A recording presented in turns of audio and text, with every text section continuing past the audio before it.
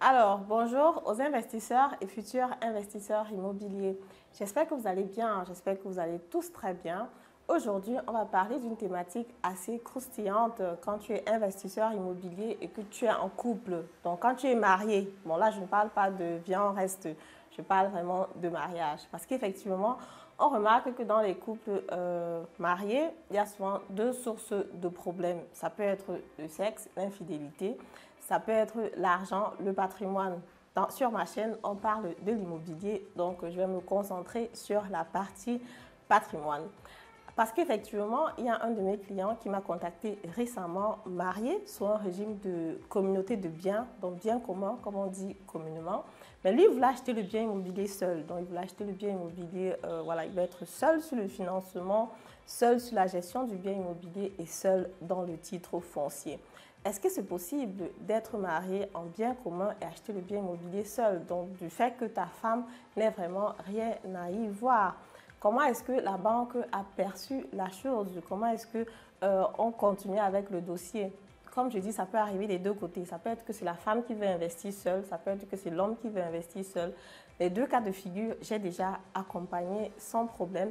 Mais dans ce cas précis, la banque avait une exigence particulière qui m'a surpris, qui a aussi surpris le client parce qu'effectivement, les deux étant mariés sur un régime bien commun, la banque a exigé que la femme signe un document auquel on ne s'attendait pas vraiment. C'est ce dont je vais parler avec vous dans cette vidéo.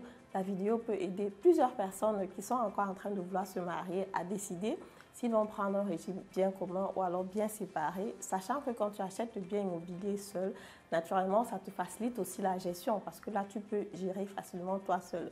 Mais quand vous êtes à deux, il faut toujours qu'il y ait l'autorisation ou alors la signature de l'autre sur les documents pour que les choses avancent. Je te parle donc en détail dans cette vidéo après le générique.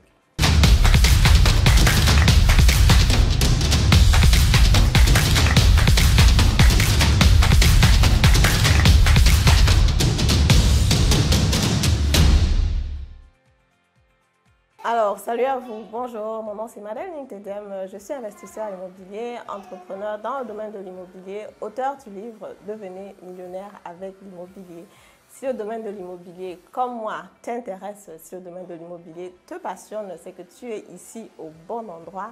Tout ce que je t'invite à faire, c'est déjà de t'abonner à la chaîne, partager le contenu parce que je partage des informations que plusieurs personnes aimeraient avoir avant de se lancer. Ce sont les informations que moi aussi, j'aurais aimé avoir avant de me lancer.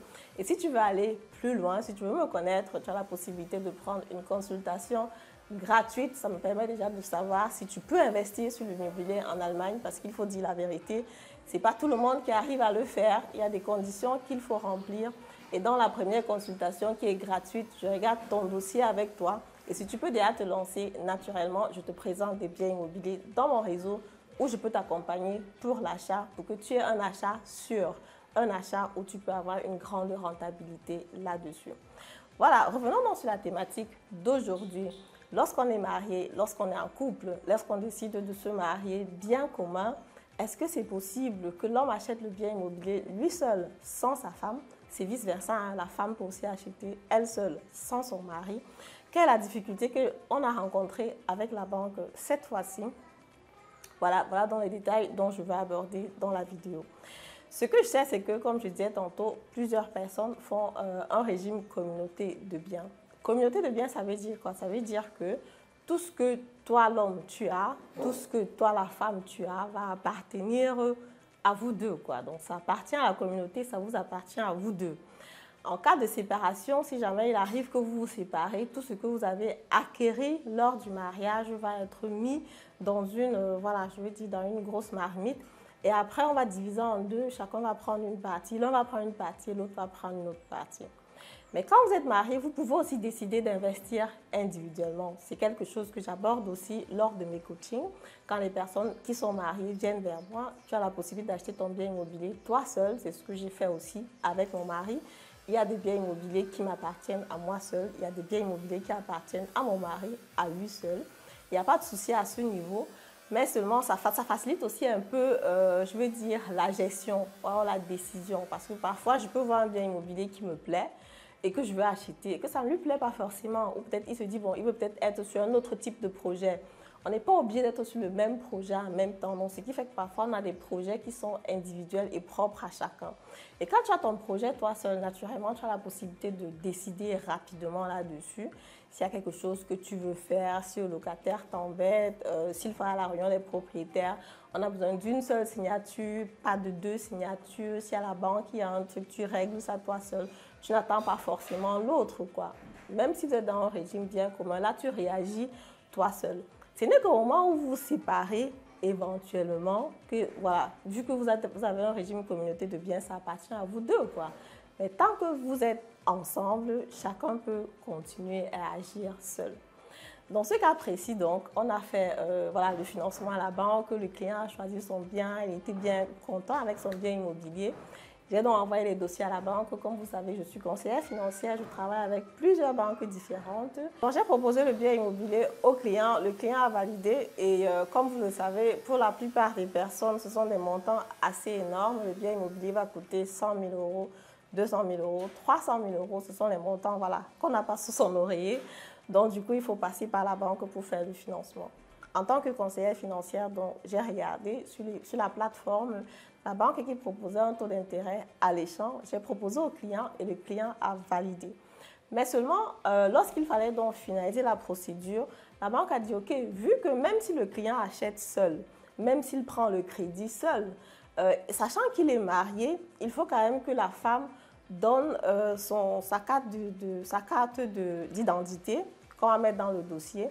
Et il faut aussi qu'elle signe, qu'elle est d'accord qu'il y a un patrimoine qui a été acquis pour les deux. Il y a un patrimoine qui a été acquis pour la famille. Et c'est en ce moment-là que le client a dit, mais je fais le financement seul, je prends le crédit seul.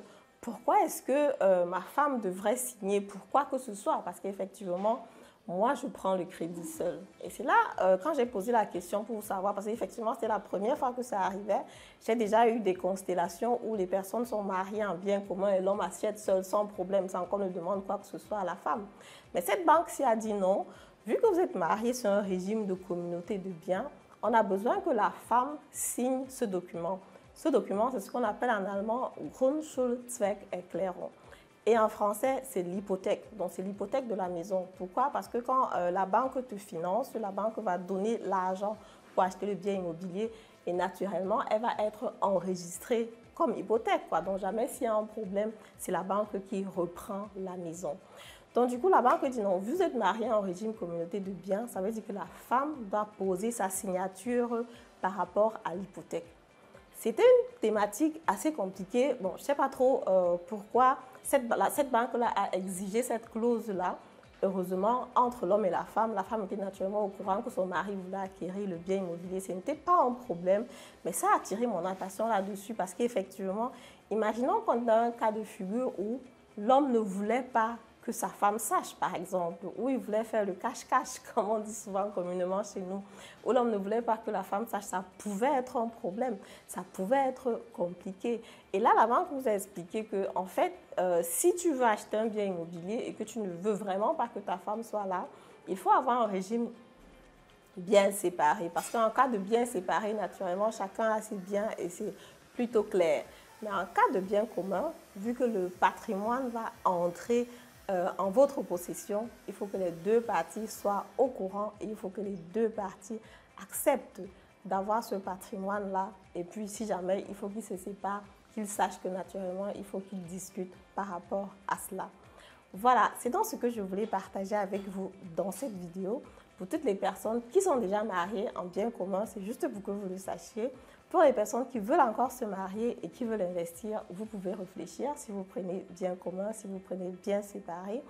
Partagez la vidéo parce que ça peut justement aider plusieurs personnes qui sont en train de vouloir se marier aujourd'hui et qui hésitent, qui ne savent pas exactement quel type de régime il faut prendre, quel genre de difficultés ils peuvent rencontrer avec la banque.